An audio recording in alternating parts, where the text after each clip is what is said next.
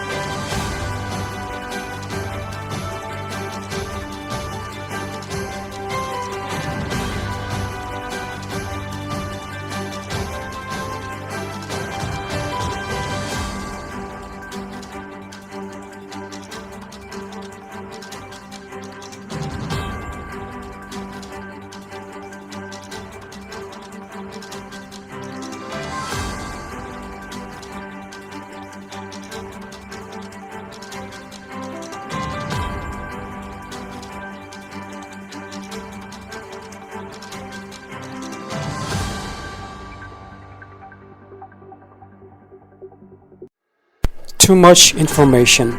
Leads that attempt to include excessive details or too many of the 5 W's can overwhelm readers. It's essential to focus on the most critical aspects of the story in the lead. Trying to cram too many details into the lead can overwhelm readers. Focus on the most critical aspects of the story.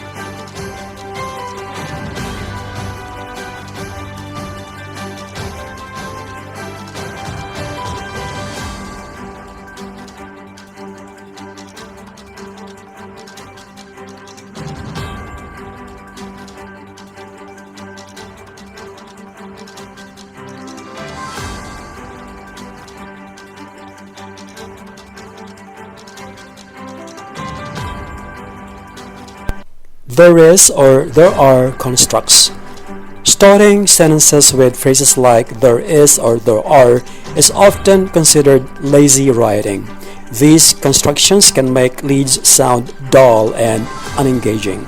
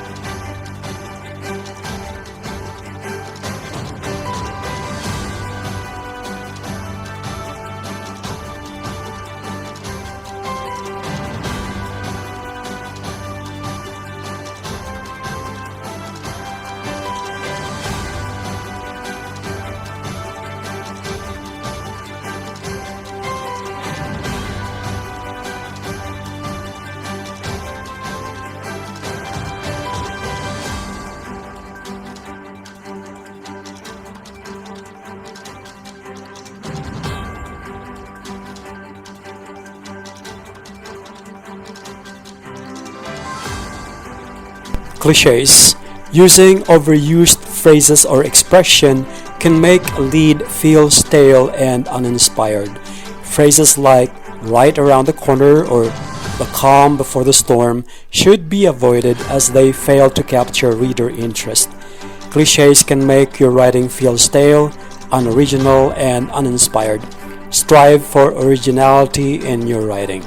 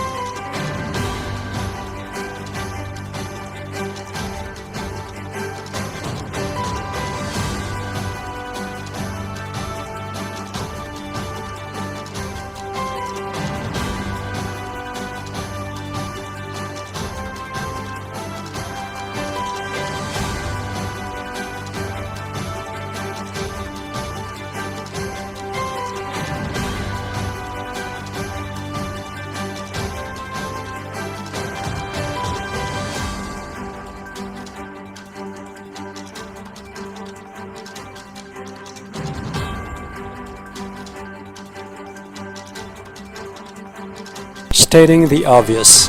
Leads that present information that is already well known or self-evident can frustrate readers. For example, stating that the internet is a vast source of information does not provide new insights. Avoid stating information that readers already know or the lacks of significance.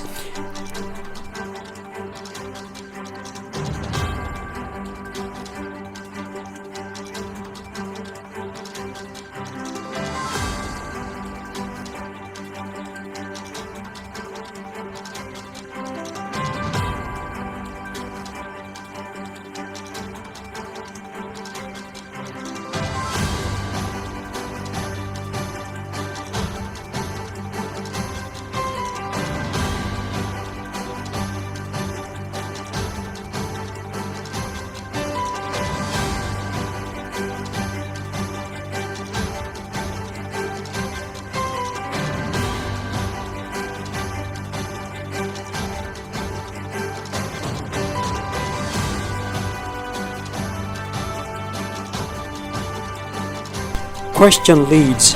Beginning a story with a question can come off as weak or unoriginal, especially if the question is easily answerable within the article. Readers expect answers, not questions, when they engage with news content.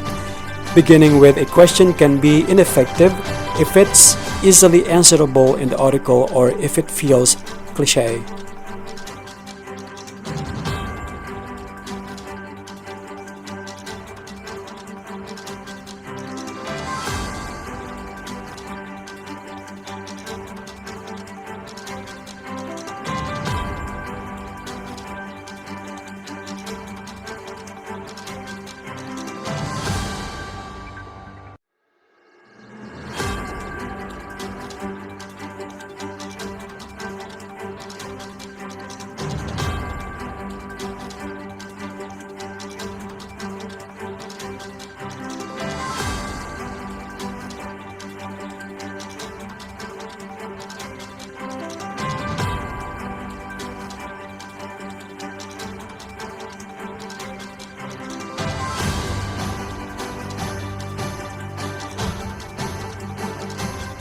Direct quotes as leads. Starting an article with a direct quote can be ineffective unless it is particularly striking or relevant. Often, quotes can dilute the impact of a lead by delaying essential information. By avoiding these types of leads, journalists can enhance their writing effectiveness and ensure that readers remain engaged from the very beginning of an article. Starting with a direct quote can lack context and dilute your lead's effectiveness.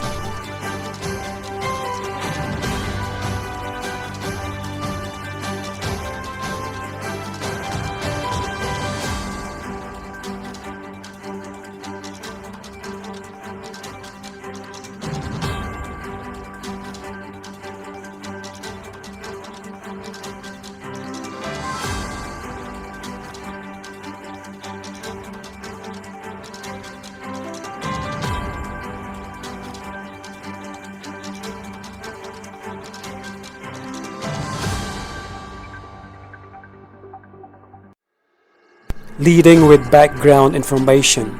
Starting with unnecessary context can dilute the impact of your lead. Focus on what happened first.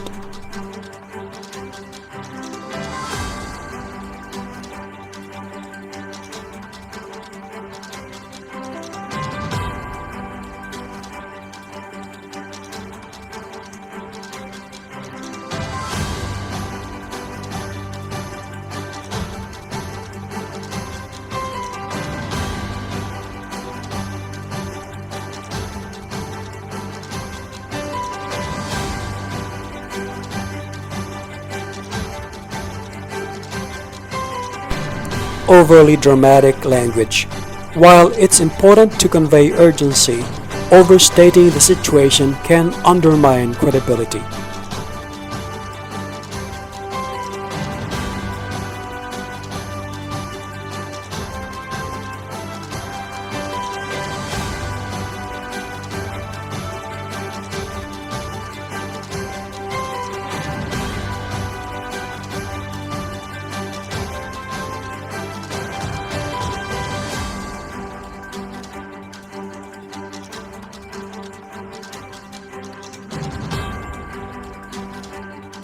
Neglecting proofreading.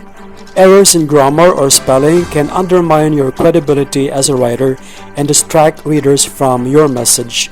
By avoiding these common pitfalls, you can craft leads that are clear, engaging, and effective in conveying the essential information of your news story. A strong lead captures attention and encourages readers to continue exploring your article.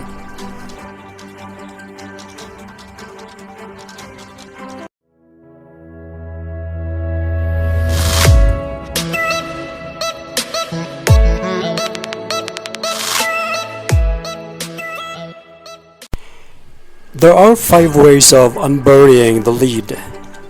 Identify the main point. Use active voice. Start with the action or most compelling event. Eliminate unnecessary details and keep it concise. Let's have them one by one. Before proceeding, take note of the original and the corrected version of the lead with burying the lead.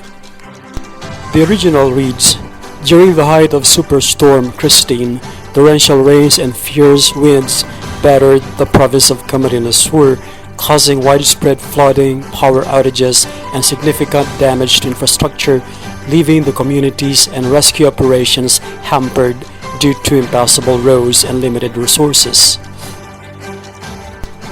And the corrected version, several key bridges in Camarines Sur collapsed during the height of Superstorm Christine, cutting off vital connections between municipalities and severely disrupting rescue efforts and the transport of essential goods and services.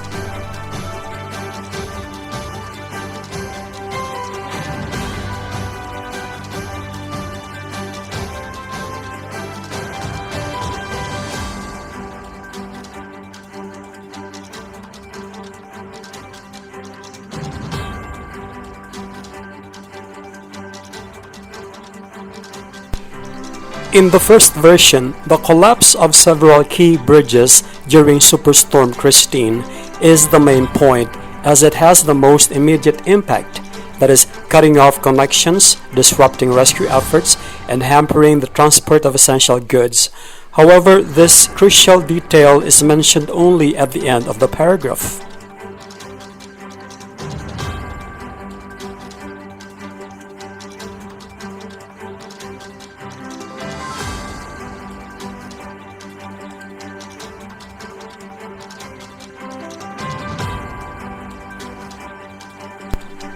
So what to do here is to reorder the information.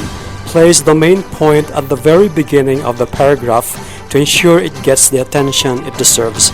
In this case, several key bridges collapsed becomes the starting point. Supporting details such as the effects of the storm and broader context follow the main point. Also, focus on clarity and impact.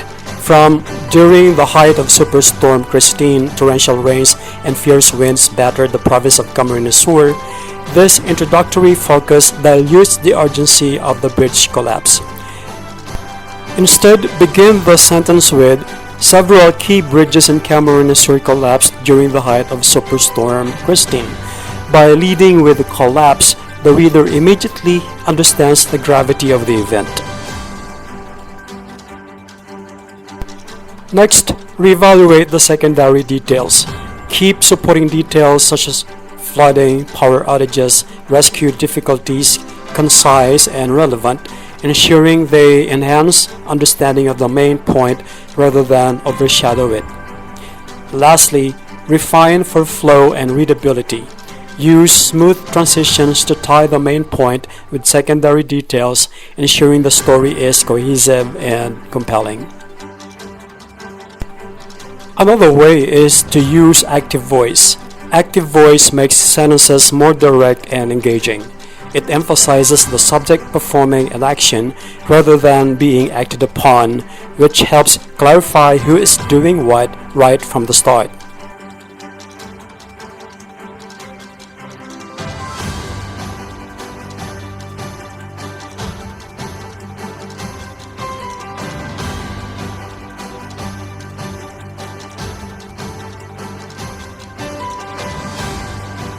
Read again the corrected version. While this version is clear, it can be further improved by identifying active agents, particularly those responding to the crisis.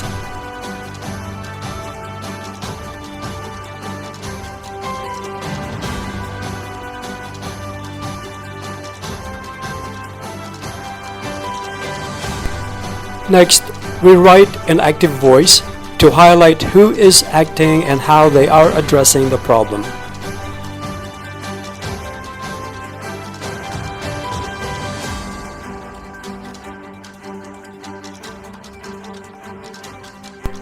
And then break down the process. In the first sentence, focus on the subject performing the action, that is the storm, for the main event. In the second sentence, highlight active agents responding to the aftermath, that is the rescuers and local authorities scrambled to assist, etc.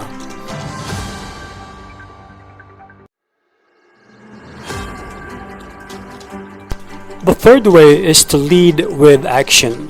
Start with the action or event that is most compelling.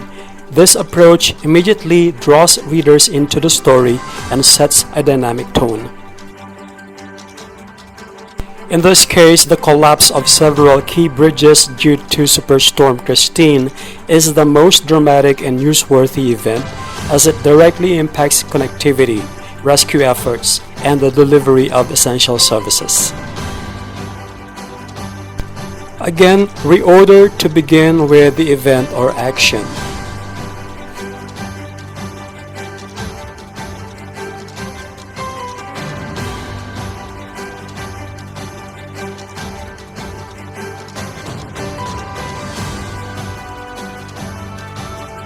But why does this approach work? Emphasize impact first. By starting with the collapse of several bridges, the reader immediately understands the gravity of the event. Next, it creates urgency. Leading with the action makes the story more compelling and hooks the reader. Lastly, it flows naturally. The details of rescue efforts and disruptions follow logically from the action, providing a seamless narrative.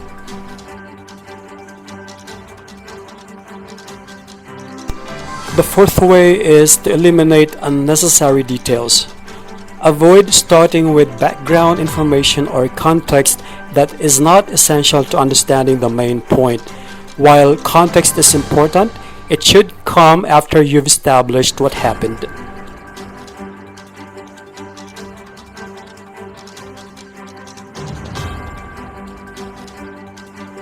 While vivid, some phrases like severely disrupting rescue efforts and the transport of essential goods and services may overlap in meaning or dilute the main point.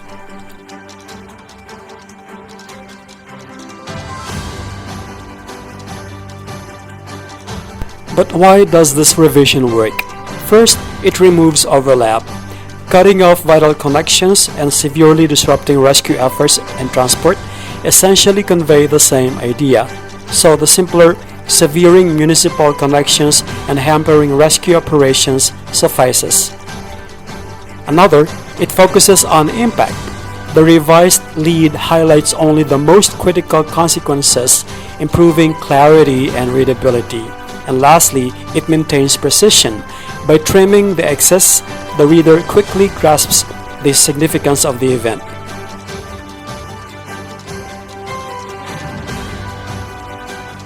And the fifth way, keep it concise. Aim for brevity in your lead sentence. A concise lead not only captures attention but also makes it easier for readers to grasp the central message quickly. So, eliminate redundancy and simplify. From the quote, several key bridges in Camarines Sur collapsed during the height of Superstorm Christine, cutting off vital connections between municipalities and severely disrupting rescue efforts and the transport of essential goods and services.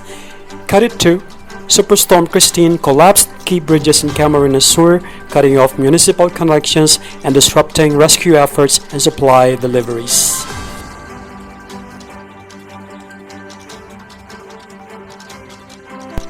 So why is this revision concise? Shorter phrases, municipal connections replaces vital connections between municipalities for brevity. Compact verbs, disrupting rescue efforts and supply deliveries, combines related ideas into fewer words. And streamlined sentence, the revised lead is direct and avoids overloading the reader with excessive detail.